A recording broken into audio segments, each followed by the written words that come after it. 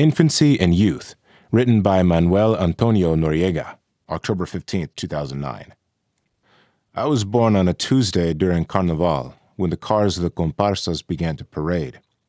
Doña Maria Ofelia Moreno Felix Mejia was taken urgently to maternity to give birth to her son, born of the single union with the public accountant Don Riquarte Tomas Noriega.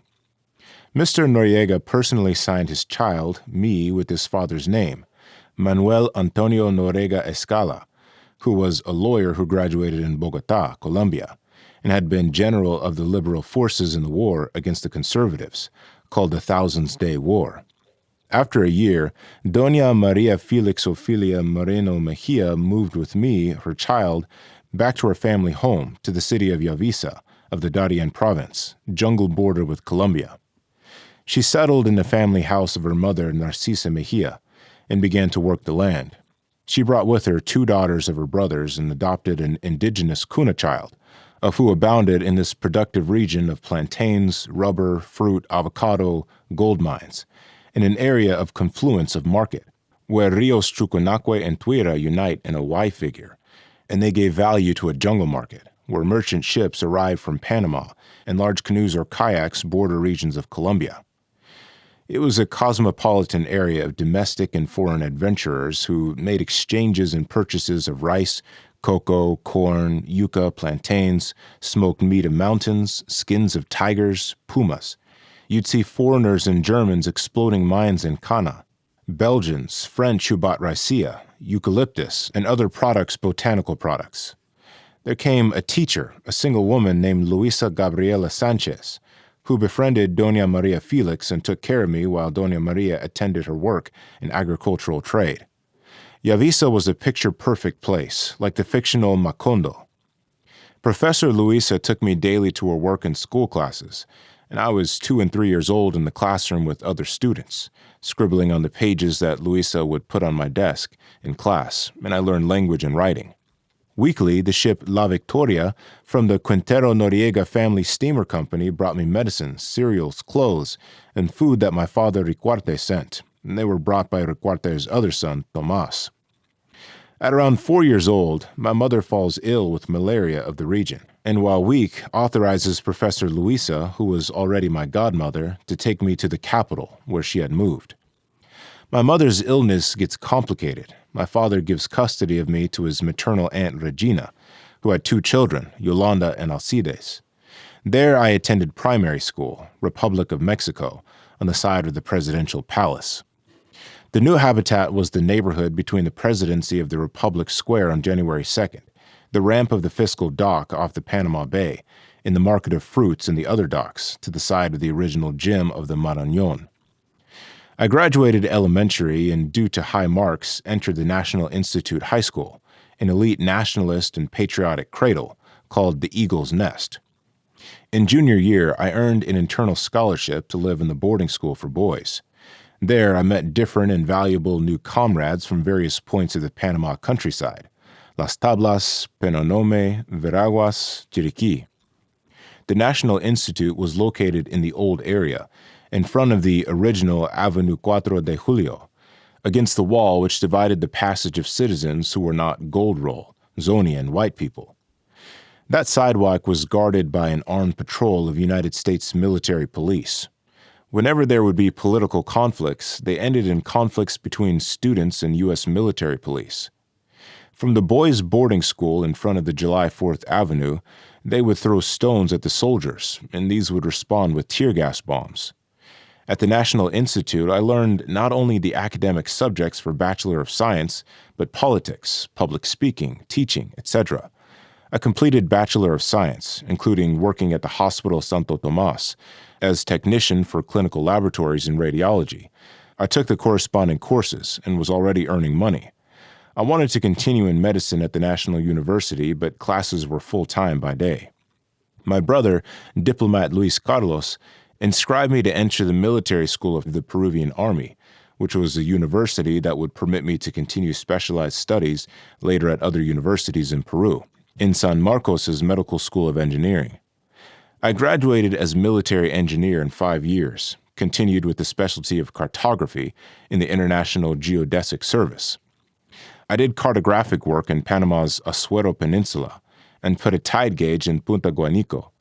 We made the road from Chitre to Tonosi, passing through the impassable cliff named La Saina. Underwater, sun, dark, we mediated and marked the cartographic points in the horizontal and vertical controls along with professional field engineers, recently graduated. In carnivals, during a trip to the city of Colón, being cartographic engineer of the geodesic services for reasons of fate, I met the mayor Omar Torrijos, who was the military commander of the National Guard of Colón. We talked about general topics and offered to work in Colón. The conversation ended there. I went back to Tonosi to my cartography, and I forgot the incident. One day I received a telegram from the commander of the National Guard, signed by Second Commander Colonel Pinilla, to report to his office.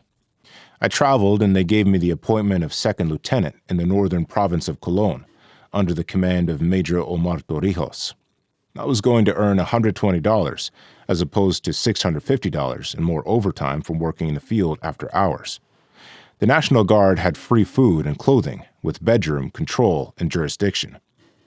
In military school at Torrijos, Peru, I was filled with the spirit of the Peruvian soldier, a fighter of battles for its sovereignty against the Chileans, Ecuadorians, Colombians, coming from the independence struggle against Spain, at command of Bolivar, Sucre, San Martin. Heroes was enough to keep the military ideal and to exceed the goal of wanting to be a physician.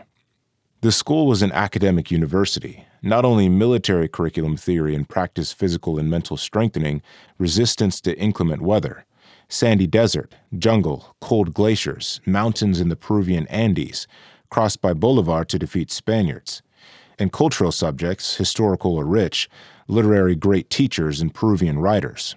There was the cream of the Latin American culture, a military training center of 200 miles, beautiful ornamental buildings, patios with slabs of marble, libraries, cadet clubs, weekly dances, etc. I felt I was in the clouds. My ego was 1,000. Panama was underdeveloped and overexploited with no organization nor military.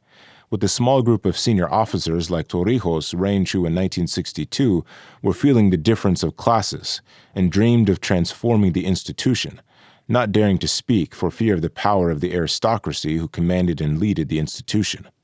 Colón was a canal city, Americanized. The United States governor was the master of the area. It was a city of corruption, games, casinos, cabarets, whoring, cheap and expensive. The Yankees took the streets after 6 p.m. at night, drunk and spending dollars from bar to bar. The young officers enjoyed that environment in the face of international artists at Paris-style cabarets, Argentina, USA. But we had social control as the youth of the population, colonese students, or workers in the free zone, or U.S. military forts in areas of no trespassing, and gold roll and silver roll, black and white. Colón was a corrupt city of drugs, games, cheating, theft, smuggling, prostitution, like the New York of the movies, and a ghetto of misery, poverty, disease, people with no future. A danger to a newly graduated officer. Torrijos is changed to Chiriquí, and he includes me and his officers for the change. The change was like going from hell to heaven, a city of agriculture, rural, but with white people who saw it strange that black cocolobos came with the new mayor. The day started at 5 a.m. and ended at 5 p.m. Night fell with the silence of closed doors and twinkling lights, noises from engines of cars moving on the Pan American Highway going to Costa Rica.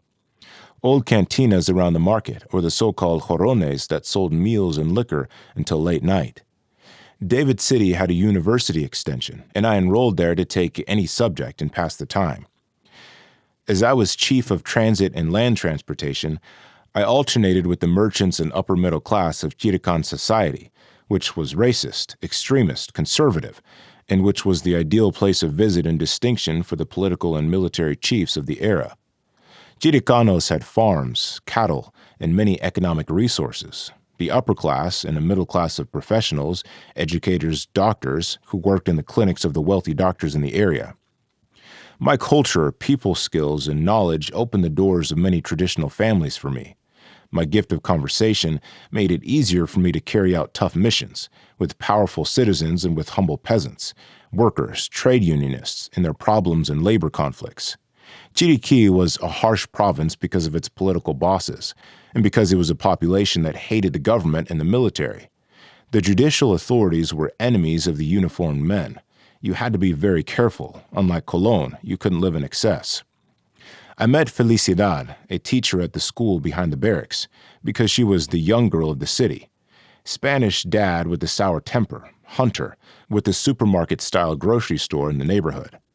She drove a white Hillman cart, was the attraction of young people, old people, professionals, because she was white as milk, black hair.